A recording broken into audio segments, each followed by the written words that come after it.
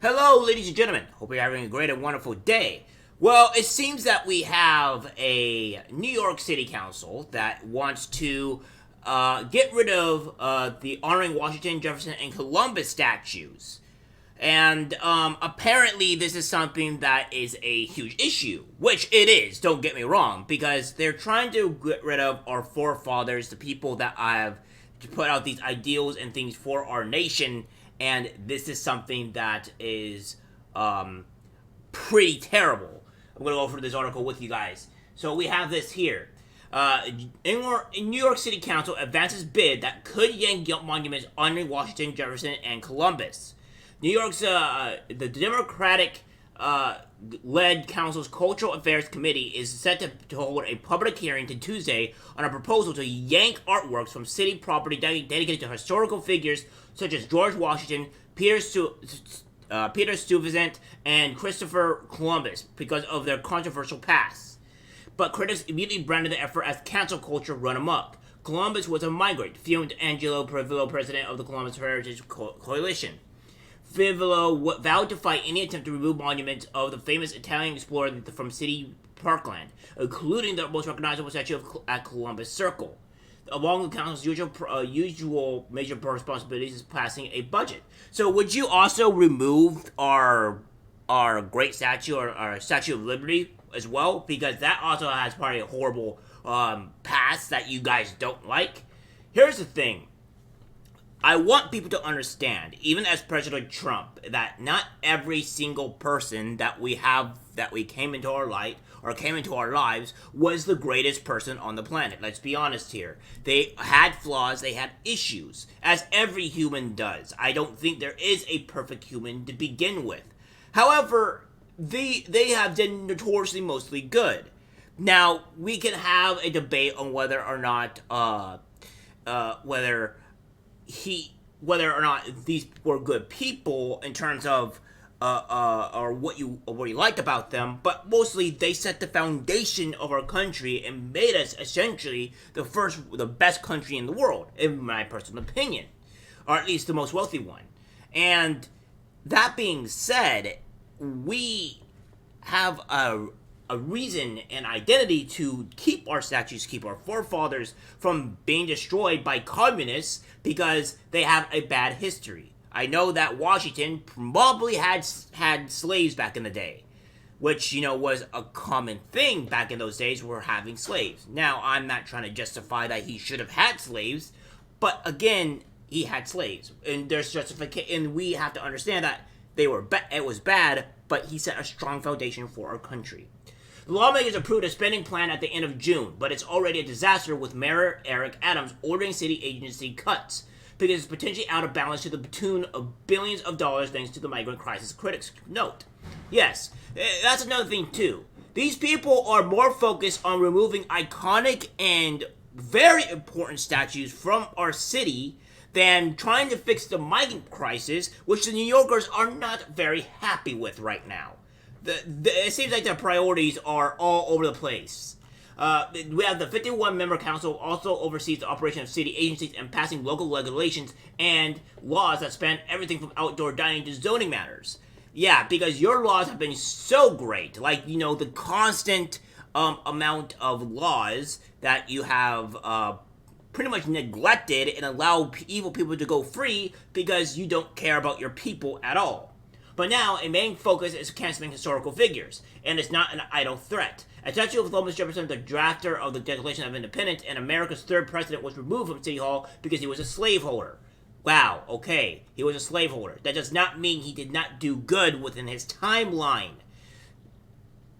It's just like saying that Japan are these evil and corrupt people, and they're not good people, and they did horrible atrocities in World War II. I also had somebody that came up and said that, like, the Japan are bad people because they did the horrible rape of Nashin, which back to the Chinese people back in into late 1930s. Trying to correlate that they were evil people from almost over 70 plus years ago to now is completely idiotic. I mean, it's not like we had some complete maniac mocking and being racist to their culture and assaulting them, and he finally got arrested, thank God. And they just stood by, did nothing until they fought to cut the guy months afterwards. Yeah, they're the evil people here. People change, countries can change, and the fact of the matter is that this person was iconic for our country. The Cultural Affairs Committee's upcoming hearing involves legislation that would require the city's public design commission to publish a plan to remove works of art on a Big Apple property that depict a person who owned enslaved persons or directly benefited economically from slavery, who have participated in systematic crimes against peoples or other crimes against humanity. Everybody profited from slavery. I mean, again, that does not mean that he didn't do good. If the commission determines that a statue or monument honors a person who committed crimes against humanity but votes not to remove the artwork, it would require the city to install an explanatory plaque about the misdeeds of the historical figure, according to the bill authored by Brooklyn Council Sandy Nurse and co-sponsored by 16 other lawmakers. This bill would also require Department of Transportation to consult with the Department of Education to install plaques on sidewalks or other public places adjacent to schools that are named after a person that fits the criteria, Nurse said in a memo explaining the bill.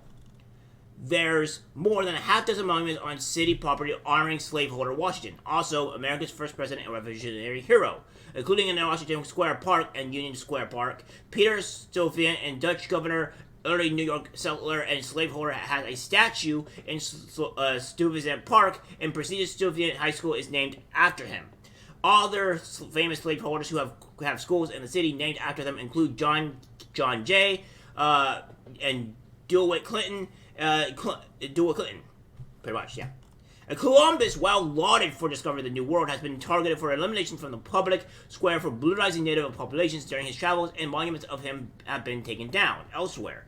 I think the big thing to why we should probably keep him up specifically is because he found our country and essentially made us be a country that we are. Without him, we probably wouldn't have a country that we have today. We have to idolize the people that pretty much were our founding fathers. Despite it's not that we have to respect or like everything that he did, but we should acknowledge him for the things that he had done. These men all had enormous impact on this country, and these statues commemorating their achievements have been placed in place for decades. The radical left has been trying to reframe our nation as born from evil, and it's time we put our foot down and say enough is enough, she said. The founding fathers and the others who worked so hard to establish this great country should be celebrated, not eliminated from memory. Exactly.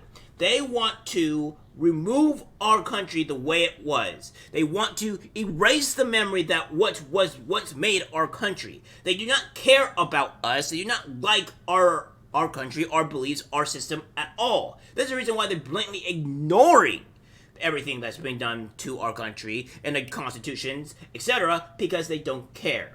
Council Republican Minority Leader Joe Borelli, who represents parts of Staten Island with the largest Italian-American and pro-Columbus population, said his left-wing Democratic colleagues are turning the council into a punchline.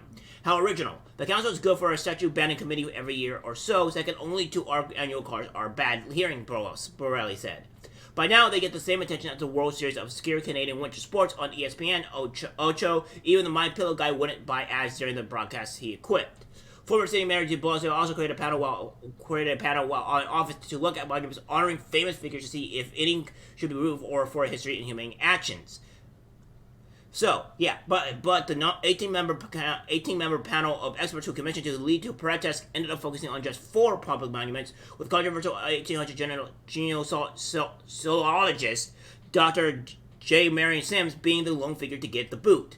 I thought this was behind us, Verbo said. This woke group wants to cancel our culture. They want to cancel everything that we hold dear. That's what they want. They want to cancel our country.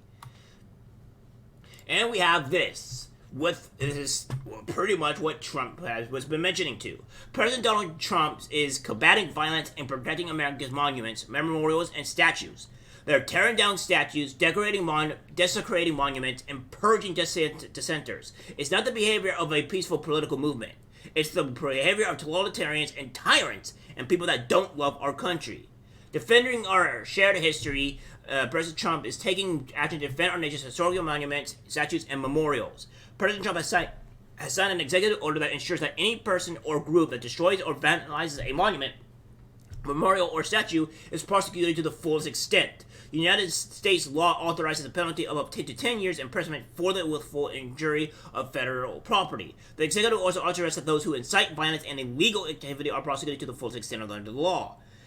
So, yeah, he's talked about this and all these things that was going on, and this is exactly what the Democrats are doing. It's no surprise that these Democrats are doing this. These communists are doing this. I wouldn't even want to call them Democrats because they're not even Democrats at this point. They're communists at the highest regard. But they are under the party of Democrats. So, that's what they're doing. Hopefully we can fight back against this tyranny, this erasure of our country and our beautiful culture and what made us the country that we have today. Alright guys, that's it for the video. Like, share, as always. Take care.